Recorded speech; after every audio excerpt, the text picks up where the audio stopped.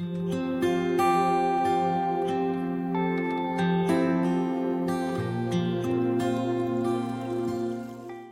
우리 말씀 보시겠습니다. 오늘 은혜 받으실 기록된 하나님의 말씀은 우리 호세아 9장입니다. 1절에서 9절까지 보겠습니다. 호세아 9장 1절에서 9절까지입니다. 구약성서 1263페이지에 있습니다. 네, 호세아서 9장 1절에서 9절까지 우리 저하고 여러분이 한 절씩 교독하겠습니다. 이스라엘아, 너는 이방 사람처럼 기뻐 뛰놀지 말라. 내가 음행하여 내 하나님을 떠나고 각 타작마당에서 음행의 값을 좋아하였느니라. 타작마당이나 술틀이 그들을 기르지 못할 것이며 새 포도주도 떨어질 것이요. 그들은 여호와의 땅에 거주하지 못하며 에브라임은 애굽으로 다시 가고 아수르에서 더러운 것을 먹을 것이니라. 그들은 여호와께 포도주를 부어드리지 못하며 여호와께서 기뻐하시는 바도 되지 못할 것이라. 그들의 재물은 애곡하는 자의 떡과 같아서 그것을 먹는 자는 더러워지나니 그들의 떡은 자기의 먹기에만 소용될 뿐 아니라 여호와의 집에 드릴 것이 아님이니라. 너희는 명절날과 여호와의 절기의 날에 무엇을 하겠느냐? 보라, 그들이 멸망을 피하여 갈지라도 애굽은 그들을 모으고 놋은 그들을 장사하리니 그들의 은은 귀할 것이요 찔레가 덮을 것이요 그들의 장막 안에는 가시 덩굴이 퍼지리라. 형벌의 날이 이르렀고 보응의 날이 온 것을 온 이스라엘이 알지라. 선지자가 어리석었고 신에 감동하는 자가 미쳤나니 이는 내 죄악이 많고 내 원한이 큼이니라. 에브라임은 나의 하나님과 함께한 파수꾼이며 선지자는 모든 길에 친새 잡는 자의 그물과 같고 그의 하나님의 전에는 원한이 있도다. 네, 우리 함께 읽습니다. 그들은 기브아의 시대와 같이 심히 부패한지라. 여호와께서 그 악을 기억하시고 그 죄를 벌하시리라. 하나님 말씀입니다. 아멘. 네, 우리 오늘은 호세아 9장 1절에서 9절까지 함께 읽었습니다. 우리 그 내용 중심으로 말씀이 내 삶에 찬물을 끼얹을 때, 말씀이 내 삶에 찬물을 끼얹을 때라는 제목으로 우리 함께 은혜 받겠습니다. 선지서에서 가장 문제가 되는 백성들의 행위는 뭡니까? 우상 섬기는 거죠. 우리 선지서 계속 나누고 있는데 소선지서나 대선지서나 똑같습니다. 하나님 마음을 계속 아프게 하고 선지자들이 주로 부르짖는 것이 야, 니네 제발 우상 좀 섬기지 말라라는 것이 주된 이야기입니다. 그 여러 가지 우상 중에 우리가 아는 여러 가지 우상 중에 대표 우상이 있습니다. 대표 우상은 바알이죠. 우리 여러분 성경을 많이 읽지 않아도 바알은 다 이름을 아실 겁니다. 하나님 다음으로 유명한 신이 바알입니다. 당시에 유명했던 최고의 신이죠. 그 신이 왜 인기가 많았냐면 부자 만들어준다고 소문난 아주 용한 신이기 때문입니다. 거의 빌기만 하면 막 주식이 뛰더라. 빌기만 하면 땅값이 오르더라. 이런 소문으로 가득한 것이 바알의 성전입니다. 그래서 사람들이 그곳으로 몰려들기 시작했죠. 특히 광야의 그 유목 생활을 끝내고 이제 약속의 땅으로 건너갔잖아요. 약속의 땅으로 건너갔습니다. 약속의 땅으로 건너가면 이제 거기서 정착을 해야 되죠. 그러니까 이곳에서 바알의 유혹이 더 강하게 느껴집니다. 하나님은 광야의 신이라는 생각이 드는 거죠. 고난만 주고 힘들게 막 우리를 이끌어내고 막 그런 신인데 이 바알의 신은 정착해서 풍요로움으로 항상 비도 내려주고 항상 큰 부자로 만들어주는 돈을 많이 벌게 해주는 그런 신입니다. 그러니까 야, 이제 우리가 광야에서 벗어났고 훈련도 받았고 이제 약속의 땅으로 들었으니까 이제 우리가 좀 바알과 좀 잘 지내야 되지 않겠냐. 이것이 이스라엘 백성들의 마음이었습니다. 이스라엘 백성들이 이제 바알에 열광할수록 어떤 일이 벌어지냐면 하나님의 위치까지 바알이 차근차근 올라오는 겁니다. 그러니까 하나님과 바알이 마치 경쟁, 라이벌 구도가 되는 것 같은 느낌이 든다는 거죠. 백성들은 하나님과 바알을 놓고 저울질을 했을지 모릅니다. 그런데 하나님은 다르게 말씀을 하시죠. 바알은 신이 아니라고 말씀하십니다. 하나님은 항상 신은 나 하나밖에 없다. 나 하나밖에 없고 모두 다 다른 신은 생명 없는 우상이다. 아무 의미 없는 것들이다 라고 구약 성서에서 계속해서 그렇게 말씀을 하십니다. 오늘 우리 9장 1절부터 다시 한번 보죠. 우리 1절에서 3절까지 읽어봅니다. 이스라엘아, 너는 이방 사람처럼 기뻐 뛰놀지 말라. 내가 음행하여 내 하나님을 떠나고 각 타작마당에서 음행의 값을 좋아하였느니라. 타작마당이나 술틀이 그들을 기르지 못할 것이며 새 포도주도 떨어질 것이며 그들은 여호와의 땅에 거주하지 못하며 에브라임은 애굽으로 다시 가고 아수르에서 더러운 것을 먹을 것이니라. 하나님께서 이스라엘 백성들에게 이방 사람처럼 기뻐 뛰놀지 말아라라고 대놓고 말씀을 하십니다. 이방 사람들이 이제 추수가 다가오면 타작마당에서 뛰놀고 놉니다. 타작마당은 추수하는 장소잖아요. 그러니까 야, 올해 이 풍성함을 우리가 노래하며 기뻐 웃자. 누구나 우리가 추수할 때는 축제를 하죠. 그 축제를 하는 겁니다.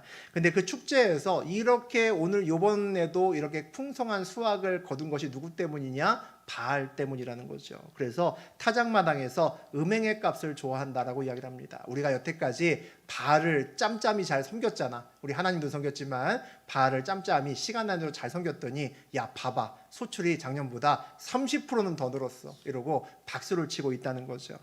하나님께서 그 타작마당에서 우상을 숭배하지 말라라고 이야기를 합니다. 타작마당에서 기뻐 날뛰는 것은 바알에게 제사 지낸다는 것을 알고 계시기 때문이죠. 그것은 무엇을 얘기합니까? 그들 인생에서 곡식이 최고고 돈이 최고일 때 그들이 타작마당에서 뛰게 되어 있습니다. 오늘은 돈 뭉텅이가 들어오는 날이고 그 돈을 10배로 만들어주는 신이 바로 바알이다라고 그들이 서로 나누고 있다는 거죠. 그래서 추수날에 그들은 바알에게 절하는 것을 더 이상 이상하게 생각하지 않고 있습니다. 그러니까 기뻐 뛰놀 수밖에 없죠. 작년보다 훨씬 더 많아지고 또 이번에 이렇게 제사를 잘 드리고 바알을 섬기면 야, 내년은 정말 기대해도 좋아 라는 말들을 그들이 서슴없이 하고 있습니다. 그런데 하나님께서는 타작마당에서 뛰놀지 말라라고 이야기를 합니다. 이방 사람들과 같은 이유로 너희들이 즐거워해서는 안 된다는 겁니다. 그게 뛰어놀지 말라는 이야기죠.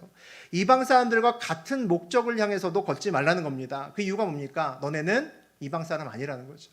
너희는 이방 사람 아니니까 그 앞에서 뛰놀 이유도 없고 추수 때 그 바알을 쳐다보면서 뛰놀 이유도 없다는 겁니다. 이방인이 아닌데도 이방인처럼 엉뚱한 곳에서 뛰고 놀게 되면 결국 어떻게 될까요? 이방인 되겠죠. 이방인 된다는 건 무슨 얘기입니까? 하나님을 떠나게 된다라는 것을 이야기합니다. 왜 그렇죠? 자기가 가진 곡식과 돈이 하나님이 아니라 자꾸 빌다 보니까 이 바알이 주는 것 같은 겁니다. 그러면 하나님께서 은혜로 참고 그냥 허락하심에도 불구하고 야, 이거 바알의 은혜구나 라고 생각하면 어떻게 되겠습니까? 바알에게 뛰어가겠죠. 바알에게 뛰어가서 내 몸과 내 영혼도 아낌없이 바알에게 파는 어리석은 짓을 하게 됩니다. 오늘 구절을 보니까 타작마당이나 숨틀이 그들을 기르지 못할 것이며 새 포도주도 떨어질 것이요 라고 되어 있습니다. 하나님의 인내심이 바닥났다는 거죠. 계속 기다려주지 않는다는 겁니다. 결국 그렇게 살면 어떻게 됩니까? 타작을 했는데 곡식이 없는 겁니다. 포도주 틀은 있는데 새 포도주를 짤 포도가 없어지게 된다는 거죠. 바알은 아무 의미 없는 생명 없는 우상이기 때문입니다. 하나님이 참다 은혜를 거두시면 그 다음에 남는 것이 아무것도 없게 됩니다. 우리는 우리의 정체성을 늘 기억해야 되는 것 같습니다. 내가 누군가, 여러분이 누군가를 늘 마음속에 새겨야 됩니다. 나는 하나님의 백성이고 난 절대 이방인이 아니다. 굉장히 간단한 진리지만 그 고백이 우리의 마음에 늘 있어야 됩니다. 하나님의 백성이 우상에게 빌면 뭘 얻겠습니까? 얻을 수 있는 것이 뭐가 있을까요? 저하고 여러분은 하나님이 택하신 백성이죠. 하나님이 택하신 백성이라는 얘기는 하나님이 특별한 목적이 있어서 부르신 사람들이라는 겁니다. 그러면 우리가 특별한 목적이 있어서 부르심을 받았다면 우리가 형통하기를 원한다면 어떻게 해야 되겠습니까? 목적을 따라 걸어갈 수 있어야 되는 거죠. 목적을 따라 걸을 수 있을 때 저하고 여러분은 형통할 수 있습니다. 그러니까 엉뚱한 곳에 가서 마음을 들고 살면 인생이 꼬이기 시작합니다. 하나님 백성이 엉뚱한 곳에 마음을 두기 시작하면 내 인생에 걸림돌이 하나둘씩 늘어가게 되어 있죠. 열심히 살아도 열매가 없고 분명히 남아야 되는 인생길에 남지 않은 인생길을 걸어가게 됩니다. 오늘 본문을 보니까 그들은 여호와의 땅에 거주하지 못하며 에브라임은 애굽으로 다시 가고라고 되어 있습니다. 이방인이 된다는 것은 하나님의 기업을 받을 수 없다는 얘기죠. 하나님의 기업을 받을 수 없다는 얘기는 하나님의 약속의 땅에 거할 수 없다는 얘기입니다. 왜냐하면 이방인이 되면 하나님의 약속을 받지 못하거든요. 그러니까 약속의 땅은 이제 더 이상 내 땅이 아니게 됩니다. 그러면 이방인이 돼버린 이제 에브라임은 어디로 가야 됩니까? 하나님께서 너 애굽으로 가라라고 말씀하십니다. 아수르에서 부정한 음식을 먹게 될 거다라고 말씀하시죠. 더 이상 하나님의 법을 지킬 필요가 없다는 겁니다. 하나님의 법을 지킨다는 게 뭘까요? 우리가 세상에 살면서 하나님의 법을 지킨다는 것은 하나님의 백성으로 구별되어 산다는 겁니다. 그렇죠? 하나님의 백성으로 구별되어 산다는 겁니다. 그런데 하나님의 법을 더 이상 지키지 않아도 된다는 얘기는 더 이상 너희가 이방인과 구별되지 않는다라는 말씀이죠. 구별된다는 것은 늘 부담입니다. 여러분도 부담이죠. 저도 부담입니다. 세상에 살면서 세상의 법대로 사는 것이 아니라 하나님의 법대로 산다는 것은 늘 부담스럽죠. 세상에서 살면서 세상과 다르게 생각하고 세상과는 다른 곳을 바라보고 다른 방법으로 살아간다라는 것이 편한 사람이 누가 있겠습니까? 다들 힘듭니다. 그 부담감을 믿음으로 이겨내야 되죠. 그래서 우리가 믿음을 구합니다. 믿음으로 이겨내야 되는데 이기지 못하게 되면 어떤 일이 벌어집니까? 저하고 여러분의 삶의 자리에서 벌어지는 일들이 있죠. 슬쩍 세상과 하나님을 혼탁하게 섞어버립니다. 경계가 불투명하게 우리가 슬쩍 섞어버립니다. 하나님과 바알을 은근히 섞어버립니다. 마찬가지라고 합니다. 바알도 하나님이야 라고 은근슬쩍 이야기를 합니다. 바알 쳐다보면서도 여호와라고 부르면 되는 거지 라고 이야기를 합니다. 그러면 마음이 편해지죠. 마음이 편해집니다. 세상에서 옳다라고 하는 말을 일부러 성경에 찾습니다. 비슷한 구절 찾아내서 야 성경에도 그런 말 있잖아 라고 이야기를 합니다. 그래서 세상에서 남들이 옳다고 하는 말을 성경의 말처럼 은근히 갖다 얹죠. 다 하나님의 말씀이 됩니다. 야 세상의 말도 좋은 말들은 다 하나님 말씀이야 라고 이야기를 한다는 거죠. 기억해야 됩니다. 우리가 하나님과 바알을 구별하지 않으면 하나님도 우리와 이방인을 구별하지 않으실 수도 있습니다. 우리가 세상에서 구별된 자로 살아가야 되는 이유가 여기 있죠. 우리 4절과 5절 보시겠습니다. 그들은 여호와께 포도주를 부어드리지 못하며 여호와께서 기뻐하시는 바도 되지 못할 것이라. 그들의 재물은 애곡하는 자의 떡과 같아서 그것을 먹는 자는 더러워지나니 그들의 떡은 자기 먹기에만 소용될 뿐이라. 여호와의 집에 드릴 것이 아님이니라. 너희는 명절날과 여호와의 절기의 날에 무엇을 하겠느냐? 애굽으로 가버리면 진짜 이방인 되는 거죠. 진짜 이방인이 되면 어떤 일이 벌어집니까? 하나님께 더 이상 포도주를 붓지 못한다라고 합니다. 무슨 얘기죠? 제사 드리지 못한다는 얘기입니다. 우리에게 적용하면 예배가 드려져도 받지 않는다는 얘기입니다. 예배가 헛예배가 된다는 얘기죠. 또 어떻게 됩니까? 더 이상 하나님이 기뻐하는 자가 되지 않는다라고 이야기를 합니다. 하나님께서 나를 구별해서 보시지 않습니다. 세상과 섞여서 있을 때 이방인과 똑같이 봅니다. 하나님이 나를 주목하여 보시지 않는다라는 거죠. 그러면 그들의 재물이 뭐가 됩니까? 재물 올립니다. 애곡하는 자의 떡과 같다라고 되어 있습니다. 드려도 하나님께서 받지 않는 재물이라는 겁니다. 왜 그러냐면 애곡하는 자의 떡이라고 하는 것은 우리 장례식에서 있는 떡을 이야기를 합니다. 우리 구약 성경을 읽다 보면 부정한 것에 대해서 이야기를 합니다. 하나님께서 싫어하시는 것, 드려져도 하나님이 받지 않으시는 것. 다시 말하면 하나님께 올려서는 안 되는 재물이 있는데 그 대표적인 것이 부정한 것입니다. 이 부정한 것의 대표 중에 하나가 시체입니다. 그래서 시체를 누군가가 만지면 그 사람의 손이 닿는 것도 다 부정하게 돼서 얼마 동안 아무것도 할 수 없고 또 격리돼야 되고 그런 일이 벌어집니다. 그러니까 애곡하는 자의 떡은 하나님께 올릴 수도 없고 올려도 하나님이 받지 않는 그런 떡이라는 거죠. 그러면 그런 떡 어디에 쓸까요? 어디에 쓸까요? 내가 먹으면 되죠. 내 가족이 먹으면 되죠. 거기에 쓴다는 겁니다. 그들이 가지고 있는 모든 떡은 이제 애곡하는 자의 떡이 돼서 하나님이 더 이상 받지 않으니까 너희들이나 먹어라라는 겁니다. 이방인이 된다는 것은 저는 먹기 위해 사는 존재가 된다라고 생각합니다. 우리 주변을 보면 정말 명백하죠. 여러분 주변을 보면 아주 명확하게 알 수 있습니다. 신앙이 없는 사람들은 다 삶을 왜 사냐고 물으면 잘 먹고 잘 살기 위해서 산다라고 100이면 100 거의 다 그렇게 이야기를 합니다. 조금 더 좋은 차 타고 좋은 집 살고 조금 더 돈을 자유롭게 쓰면서 여행도 다니고 그렇게 살려고 내가 지금 열심히 일한다라고 거의 다 그렇게 이야기를 합니다. 요즘에 유행어처럼 도는 것 중에 하나가 카푸어라는 말이 있습니다. 아마 여러분 아실 겁니다. 청년들 사이에서 특히 인기죠. 어차피 집 사는 것도 틀렸으니까 좋은 차에 몰빵하는 겁니다. 올인하는 겁니다. 어차피 좋은 집 사도 살 수도 없지만 좋은 집 사도 요즘은 다른 사람을 내 집에 초대하는 일도 거의 없죠. 그러니까 내가 좋은 집 살아도 드러나지 않습니다. 그런데 차는 드러나잖아요. 차는 사람들 만날 때 타고 다니면 차는 드러납니다. 그러니까 차에다 몰빵하는 거죠. 그래서 월급이 한 2, 300만 원밖에 안 됐는데 막 1억이 넘어가는 벤츠나 BMW를 몰고 다니는 사람들이 있습니다. 정말 있더라고요. 지름신이 강림한 사람들이죠. 그들이 차에 목을 매는 이유가 뭘까라고 물어보니까 뭐라고 얘기를 하냐면 재밌는 말을 합니다. 바로 하차감 때문이다라고 얘기를 합니다. 하차감 때문이래요. 무슨 얘기냐면 고급차에서 하차할 때 그 느낌을 잊을 수가 없다는 겁니다. 아주 근사한 비싼 차에서 문을 열고 딱 내리면 모든 사람이 나만 봐 이런 느낌으로 날 쳐다본다는 거죠. 그게 하차감입니다. 그러니까 애지간한 차 갖고는 하차감이 안 되는 겁니다. 그래서 남들 요즘에 비싼 차들도 많이 돌아다니니까 탁월하게 비싸야 내 나이대에서 탈 수 있는 차 중에서 아주 탁월하게 비싸야 내릴 때 우와 하고 사람이 한번 쳐다봐 주는 거죠. 그 하차감을 잊을 수 없어서 월급을 받는 것을 거의 다 그 차의 유지비에 다 들어갑니다. 거의 다 들어가더라고요. 그래서 차도 심지어는 못 몹니다. 차는 거의 대부분 주차장에 있더라고요.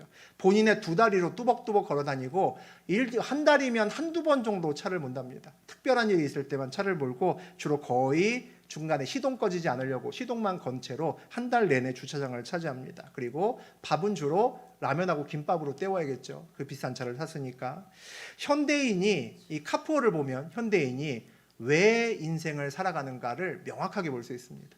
저것 때문에 저렇게 힘들게 사는 것이 일반 사람들이 하는 거죠. 정도의 차이는 물론 있습니다만 다 마음은 비슷할 겁니다. 저는 반대로 그리스도인은 반대로 승차감이 중요하다고 생각합니다. 왜냐하면 나 혼자 있을 때 내가 얼마나 행복한지가 중요합니다. 나 혼자 차에 있을 때 내가 얼마나 기쁜가가 중요하다는 거죠. 우리는 지구상에 나 혼자만 남고 아무도 나를 의식하지 않아도 내가 살아있다면 내가 해야 될 목적과 내가 걸어가야 될 길이 있다라고 믿는 사람들입니다. 그것을 그리스도인이라고 부르죠. 우리는 먹기 위해 살지 않고 살기 위해서 먹습니다. 다시 말하면 사는 이유가 분명한 사람들이라는 거죠. 우리는 먹는 이유가 분명합니다. 내가 무엇을 위해서 먹는지가 분명한 사람들이죠. 하차할 때 아무도 쳐다봐주지 않는 차에서 내려도 우리는 승차하고 나면 가야 될 목적지가 분명한 사람들입니다. 우리가 가진 것이 애곡하는 사람들의 떡이 되어서 하나님의 받지 않는 떡이 되면 나만 먹는 떡이 된다면 우리는 삶의 의미를 어디서 찾아야겠습니까? 나에게서 찾아야겠죠. 나에게서 삶의 의미를 찾는 인생길이 해피할 리가 없죠. 그 끝이 아름다울 리가 없습니다. 하나님이 오늘 다시 물으십니다. 그래서 5절에서 너희는 명절날과 여호와의 절기의 날에 무엇을 하겠느냐라고 물으십니다. 이방 땅에 끌려가면 여호와의 절기나 명절에 니네들 할 수 있는 게 뭔데? 라고 탄식한다는 거죠. 돌아올 기회가 언제까지 열려있지는 않다라는 겁니다. 내 떡이 아직도 애곡하는 자의 떡이 아닐 때 그때 네 마음을 드리라는 거죠. 무엇인가 하나님이 우리를 받아주실 때 열린 문이 우리 앞에 있을 때 그때 들어와야 된다는 겁니다. 이미 이방 사람과 구별되지 않고 먼 땅으로 가서 약속의 땅으로 벗어난 다음에 그때 가서 유월절 챙기고 그때 가서 초막절 챙기고 그때 가서 주일 챙겨봐야 하나님이 받지 않으신다는 겁니다. 우리 6절 읽어보겠습니다.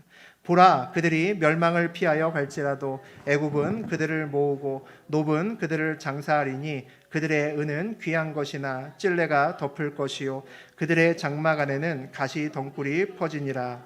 재난과 재앙의 날이 이를 때 혹시 그 멸망을 피해보려고 애쓰겠죠. 하나님 믿거나 믿지 않거나 다 애쓸 겁니다. 그때 하나님의 백성을 받아주는 곳이 있네요. 보니까 애굽이 받아줍니다. 세상의 한 부분에서 우리 하나님의 백성을 받아주고 있습니다. 그러면 어떤 생각이 들죠? 야, 살았다고 뛰어가겠죠. 애굽인 줄 알면서도 글로 절대 돌아가지 말라고 성경에 수없이 나옵니다. 너네 절대 애굽으로 돌아가지 말아라 수없이 나온데도 불구하고 여기가 죽고 오자 하니까 이곳이 약속의 땅이 나에게 더 이상 약속의 땅이 아니니까 그 다음에 애굽이 안 되는 줄 알면서도 야, 살았다고 뛰어갑니다. 잠깐은 좋았겠죠. 그 결과가 어찌 됩니까? 노브는 그들을 장사하리니라고 되어 있습니다. 이 노브는 애굽의 수도입니다. 우리 잘 아는 말로 멤피스라고 부르기도 합니다. 멤피스가 노브입니다. 애굽의 수도 노브에서 매장되는 것으로 끝난다는 겁니다. 그게 하나님 없는 세상이 사람들에게 줄 수 있는 최선의 선물이죠. 네가 묻힐 수 있는 땅 2평 정도 내가 줄게라고 하는 것이 세상에서 우리에게 할 수 있는 최선의 배려입니다. 세상에서 애굽에서 그 수도 노브에서 잠시 멸망을 피한다고 해도 무덤을 피할 수는 없겠죠. 결국은 한두 평대는 땅에 묻힐 수밖에 없습니다. 장사된다는 것, 죽음이라는 것이 무엇인지 우리 6절에서 말해줍니다. 그들의 은은 귀한 것이나 찔레가 덮을 것이요 그들의 장막 안에는 가시덩굴이 퍼지리라. 세상에서 내가 소중히 여겼던 은이 잡초에 묻힙니다. 그리고 아끼던 집도 가시덤불도 덮인다는 거죠. 하나님 없는 세상에서 살아가는 인생길은 전부 다 마지막에 이 마지막을 맞이할 수밖에 없습니다. 은도 금도 집도 다 소용없다는 거죠. 무덤 앞에서 어떤 의미도 없다는 겁니다. 그러니까 애굽으로 가서는 안 된다는 거죠. 우리 7절 같이 한번 읽어봅니다.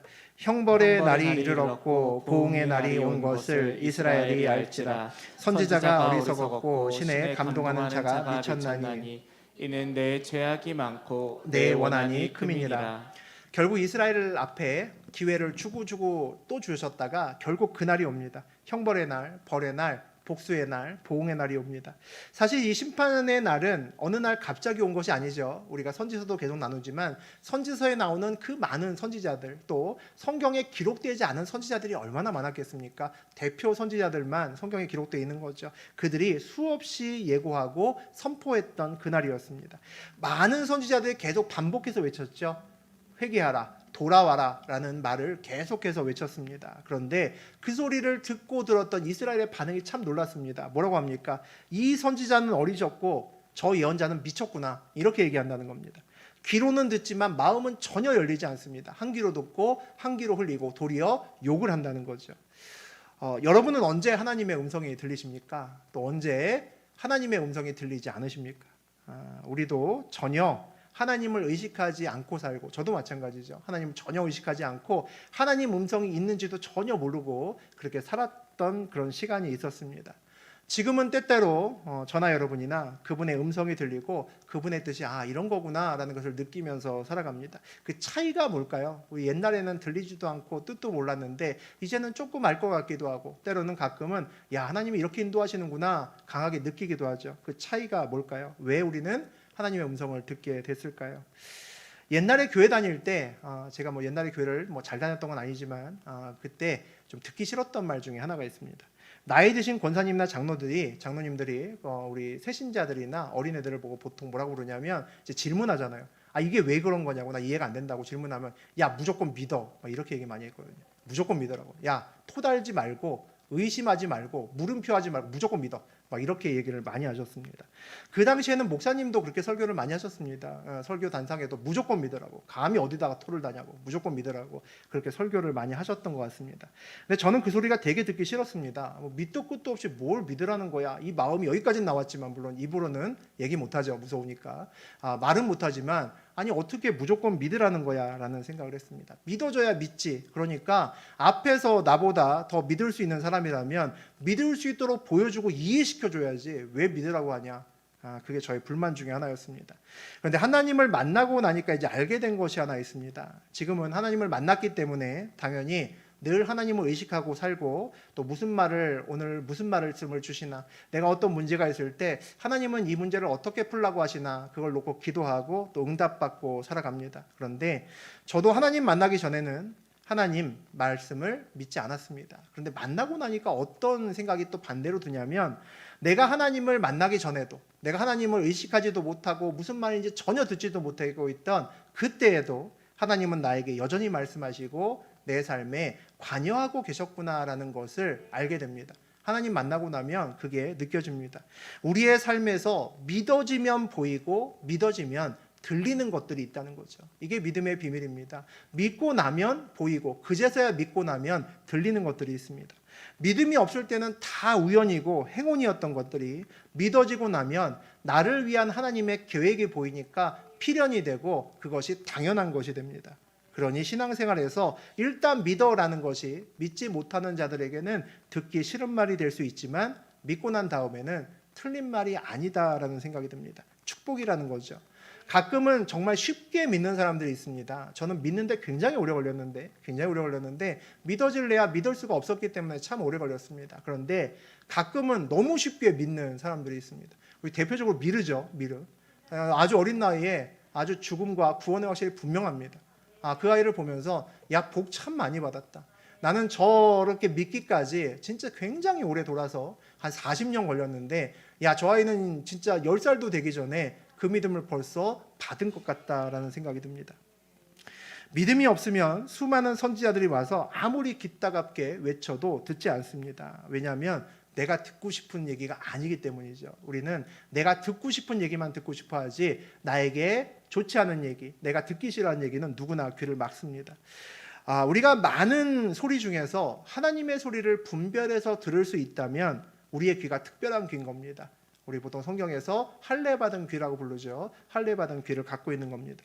마음을 하나님께 두고 살면 할례받은 마음을 가지게 되고 그 마음을 가지면 우리의 눈도 우리의 귀도 아주 특별해집니다. 남들이 보지 못하는 것이 보이고 남들이 듣지 못하는 소리가 들립니다. 그 소리를 분별하고 믿음으로 그 소리에 반응하면서 살면 어떤 일이 벌어집니까? 이전과는 전혀 다른 삶의 방식이 있구나라는 걸 알게 됩니다.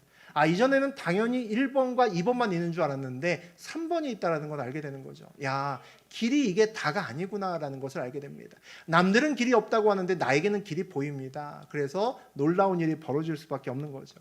진짜 신앙생활에 그 눈을 뜨게 될 수밖에 없게 됩니다. 8절 읽어봅니다. 에브라임은 나의 하나님과 함께한 파수꾼이며 선지자는 모든 길에 친새 잡는 자의 그물과 같고 그의 하나님의 전에는 원한이 있도다. 우리 8절은 우리 세 번역으로 다시 한번 읽어보겠습니다. 하나님은 나를 예언자로 임명하셔서 에브라임을 지키는 파수꾼이 되게 하셨다. 그러나 너희는 예언자가 가는 길목마다 덫을 놓았다. 하나님이 계신 집에서마저 너희는 예언자에게 원한을 품었다.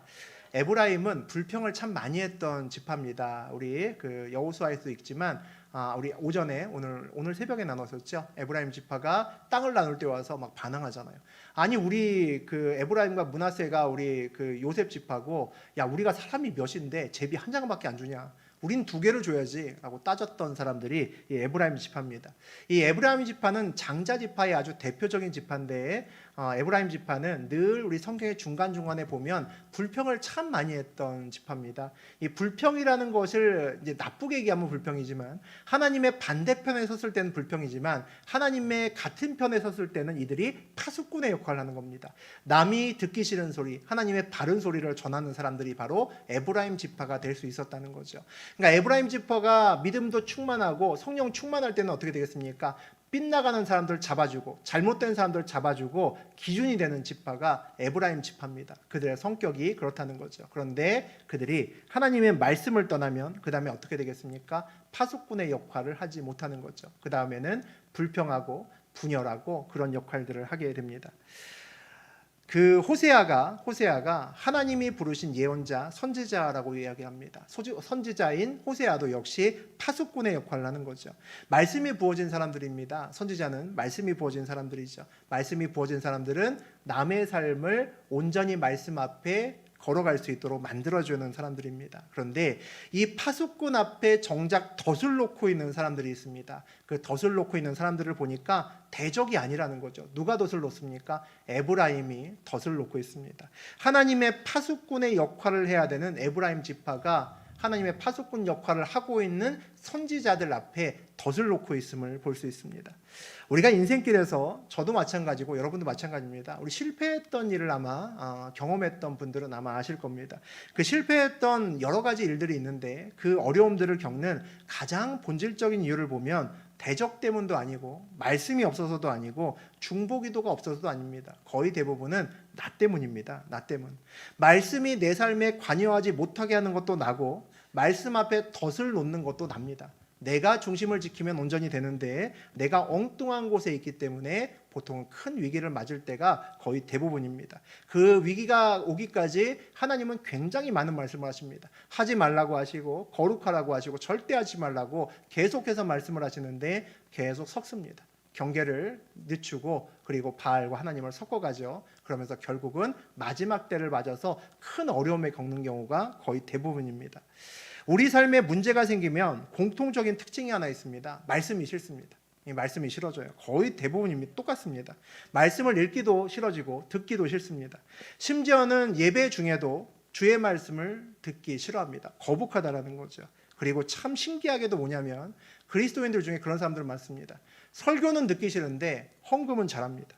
재물을 드리기를 원하는 거죠. 왜 그렇습니까? 내 삶은 바꾸기 싫은데 복음 받고 싶은 겁니다. 그러니까 말씀에게는 적절한 거리두기를 하고 하나님께 봉사와 하나님께 재물은 여전히 올립니다. 만약에 우리 인생길에서 예배나 기도가 줄고 그리고 헌금과 봉사가 그대로이거나 심지어는 더 는다면 위험 신호일 수도 있다는 거죠. 우리 9절 같이 한번 보겠습니다. 그들은 기브아의 시대와 같이 심히 부패한지라 여호와께서 그 악을 기억하시고 그 죄를 벌하시리라. 이 시대가 기브아의 시대와 같이 부패했다라고 말합니다. 그것을 여호와께서 기억하시고 벌 주실 거다라고 이야기를 하죠. 이 기브아 시대가 뭔지 알아야겠죠. 기브아 시대는 우리 사사기 때 나왔던 그런 사건 중에 하나입니다. 요즘에 우리나라가 이제 성적으로 굉장히 타락하고 큰 사회적 문제라고 이야기를 하죠. 아마 한참 지나고 난 다음에 사회가 지금보다 많이 좋아진다고 했을 때 그 후손들이 우리가 살고 있는 이 시대를 아주 유명한 사건 몇 가지로 평가한다면 어떤 사건을 이야기를 할까요? 아마 제 생각에는 조두순 사건이나 N번방 사건 뭐 이런 거 얘기할 것 같습니다. 그러면 부가적인 다른 설명할 필요가 없죠. 그 사건만 딱 보면 우리 시대가 어떤 시대인지 아마 후일에 다른 자손들이 아마 평가할 수 있을 겁니다. 기브아 사건도 비슷합니다. 이 치정 관계에 얽힌 토막살인 사건에 해당되는 것이 이 기브아 사건이었습니다. 레위인의 첩이 베냐민 사람들에게 수치를 당하고 죽임을 당합니다. 그랬더니 레위인이 그 죽은 첩을 조각을 내서 12지파에게 보냅니다. 12지파에 보내니까 12지파가 이런 말도 안 되는 천인공노할 일이 있어라고 해서 베냐민 지파 다 죽이겠다고 일어섭니다. 그래서 베냐민 지파를 와서 벌하는데 베냐민 지파에 씨가 마를 정도로 벌합니다. 그래서 거의 남아있는 자손이 없을 정도로 베냐민 지파 한 지파가 완전히 거의 사라지기 일보 직전까지 갑니다. 그 사건이 기브아 사건입니다. 이스라엘 최고의 아주 몇 되지 않는 정말 그 역사에서 지워버리고 싶은 그런 사건 중에 하나였다는 거죠. 이 정도가 되면 누가 잘했고 잘못했고를 따지는 것이 별로 의미가 없지 않나 싶습니다. 어떤 생각이 듭니까? 야, 갈 때까지 갔구나라는 생각이 들죠. 우리 후손들이 N번방이나 이런 얘기 들으면 야, 그 시대 사람들은 갈 때까지 갔구나라는 생각할 겁니다. 갈 때까지 갔다는 것을 신앙적인 관점으로 보면 어떤 걸까요? 어떤 행동을 할 때 하나님과 말씀을 전혀 고려하지 않는다는 거죠. 하나님과 말씀을 전혀 고려하지 않는다는 겁니다. 그리고 내 판단에 그저 옳은 대로 행한다라는 거죠. 그것이 말세라고 하는 것이 될 겁니다. 오늘 말씀의 배경을 다시 한번 보면 우리 1절에서 어떤 얘기가 나옵니까? 타작마당이 나오죠. 잔치집입니다. 잔치집이에요. 결혼식이나 뭐 이런 일 있을 때는 전부 다 부어라 마셔라고 박수치고 아주 즐거운 이야기죠. 즐거운 분위기입니다. 추수가 이루어지고 타작마당에서 모두 어깨를 들썩이면서 야, 이번 올해도 이렇게 많이 풍성하게 많은 그 돈이 들어왔구나 막 신나게 춤추고 있는 그때에 아무 문제가 없고 야, 오늘만 같아라 라고 노래하고 있던 그때에 오늘 명절의 기쁨을 깨뜨리는 예언자 선지자의 말씀이 오늘 전해지고 있다는 것을 우리가 알아야 됩니다. 오늘 우리가 함께 나눈 말씀이 타작마당에서 춤추고 있는 그들에게 전해진 말씀이라는 거죠. 말씀이 나의 삶에 찬물을 끼얹을 때가 있습니다. 오늘 그런 말씀인 거죠. 우리 삶에서 어떤 말씀이 내 삶에서 찬물을 끼얹고 있다면 무슨 얘기일까요? 내가 말씀과 거리두기 하고 있구나라는 것을 말하고 있는 겁니다. 우리 삶에서 말씀과 삶이 갈등을 일으키고 있구나라는 것이 느껴지는 겁니다. 그렇지 않으면 말씀이 그렇게 찬물을 끼얹는 것처럼 느껴질 수 없다는 거죠. 내가 세상과 자꾸 섞여서 점점 구별되지 않는 길을 걸을 때 때로 말씀이 비수처럼 우리 가슴에 박히게 되어 있습니다. 무슨 얘기입니까? 위험 신호라는 거죠. 그때 내가 상황에 반응하면 어떻게 되겠습니까? 오늘 에브라임처럼 괜찮다라고 합니다. 아이 뭘 괜찮아? 무슨 뭐 위험 신호는 위험 신호야. 돈 많이 버는데 이러는 거죠. 뭐가 위험 신호야? 아무 문제 없는데라고 얘기합니다. 무엇하는 겁니까? 그 얘기 자체가 파수꾼의 말씀 앞에 덫을 놓고 있는 겁니다. 내가 만약 말씀에 반응한다면 어떻게 될까요? 온전히 회개하고 돌아올 수 있어야 됩니다. 우리가 할례 받은 귀를 갖고 있어야 된다는 이야기는 이런저런 여러 가지 소리 중에서 하나님의 소리를 정확히 잡아내는 겁니다. 그것이 할례 받은 귀죠.